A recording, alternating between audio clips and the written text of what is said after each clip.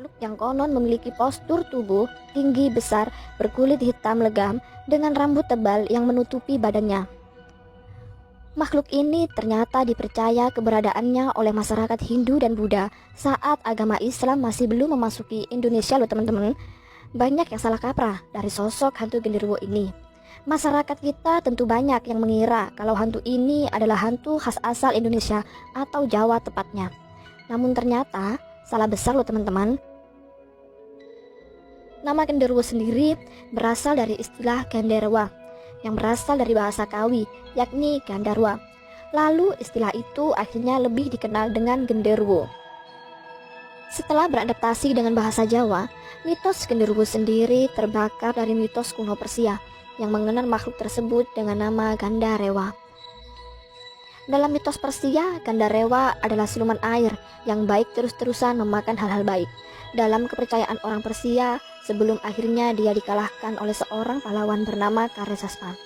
Setelah diadaptasi oleh masyarakat Hindu-Buddha, genderuwo jadi lebih dikenal sebagai makhluk berkelamin pria yang tinggal di khayangan. Beberapa hal mengerikan pun banyak tersebar di masyarakat luas. Konon, genderuwo senang sekali menggoda kaum perempuan. Bahkan, menurut mitos, genderuwo dapat menyamar menjadi seorang suami dari seorang wanita untuk bisa wik-wik dengan wanita itu. Dalam istilah bahasa Jawa, menyamar menjadi seseorang itu biasa dikenal dengan istilah mendo-mendo. Memang, menurut mitos yang beredar, salah satu kegemaran genderuwo yang paling utama adalah menggoda istri-istri kesepian yang ditinggal suami atau para janda. Bahkan, kadang-kadang genderuwo bisa sampai wik-wik layaknya suami istri dengan mereka. Dipercaya bahwa benih daripada genderuwo dapat menyebabkan seorang wanita menjadi hamil dan memiliki keturunan dari genderuwo. Menurut legenda, genderuwo memiliki kemampuan gendam untuk menarik wanita agar mau wik-wik dengannya.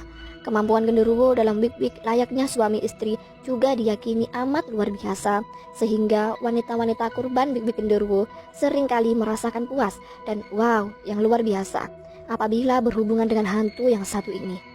Namun biasanya wanita kurban ini tidak akan sadar sedang wik-wik dengan genderuwo. Itu semua karena genderuwo akan menyamar sebagai suami atau kekasih kurban dalam melakukan wik-wik layaknya suami istri tersebut. Banyak kisah-kisah mengerikan mengenai si hantu genderuwo ini. Pernah juga tersebar cerita bahwa si genderuwo ini mempunyai anak dari manusia akibat hubungannya dengan manusia. Namun dari cerita-cerita itu, kita sendiri pun belum tahu pasti kebenarannya. Apakah itu benar ada anak keturunan genderuwo dan manusia? Atau mitos-mitos yang beredar di masyarakat lah yang membuat berita-berita tersebut tersebar subur di Indonesia. Selain bisa menyamar menjadi manusia, genderuwo juga terkadang bisa memilih wujud sosok kecil berbulu yang bisa tumbuh besar dalam sekejap. Genderuwo kabarnya dapat menampakkan diri kepada manusia jika merasa terganggu oleh keberadaan manusia.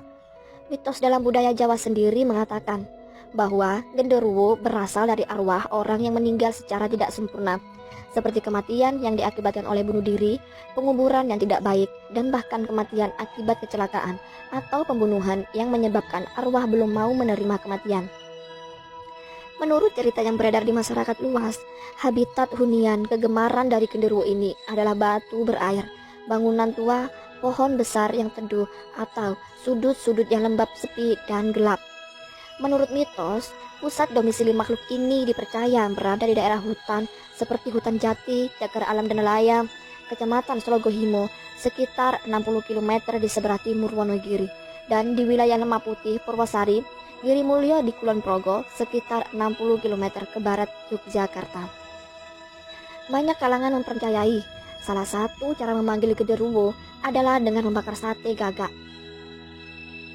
Diyakini burung gagak adalah makanan kesukaan sekaligus binatang pemeliharaan genderuwo. Dalam hal ini, seperti manusia yang memelihara ayam, untuk melakukan ritual ini, subjek yang ingin bertemu dengan genderuwo diyakini harus mengikuti tata cara khusus untuk membuat sate gagak. Tata cara tersebut umumnya digambarkan sebagai berikut.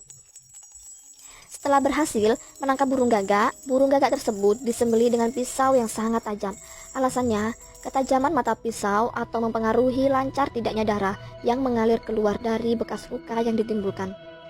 Berikutnya adalah mencabuti bulu-bulu hitam gagak yang kasar sehingga benar-benar bersih. Selanjutnya, daging yang sudah bersih ditelikung seperti halnya kalau membuat ingkung ayam, baru kemudian bisa dibakar di atas perapian. Hal terpenting dari ritual ini dipercaya adalah pengucapan rapalan mantra, khusus agar genderuwo selain mencium bau makanannya juga dapat mendengar panggilan. Mantra pemanggil genderuwo diyakini hanya dimiliki segelintir orang saja dan tidak sembarang diberitahukan. Sifat kerahasiaan ini telah banyak digunakan untuk penipuan demi mendapatkan keuntungan.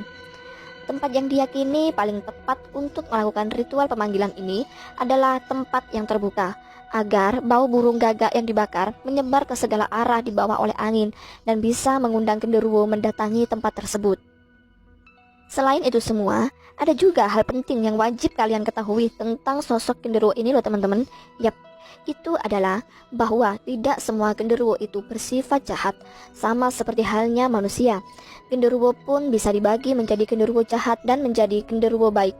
Makanya, konon menurut cerita ada beberapa orang yang bisa berteman dengan genderuwo karena kebaikannya itu. Baik jahatnya genderuwo pun tergantung kepada sikap manusia sendiri. Jika manusia itu terkesan mengusik dan mengganggu, mereka bisa saja untuk tak segan mengganggu manusia. Selain dari hal-hal yang tersebar tersebut, banyak juga orang yang menggunakan jasa dari makhluk astral ini untuk hal-hal mistis lainnya. Entah itu untuk pesugihan ataupun sebagai hantu penjaga rumah dan lainnya. Semoga saja kita dijauhkan dari para setan yang berniat jahat kepada kita ya teman-teman. Cerita kali ini sampai di sini dulu ya.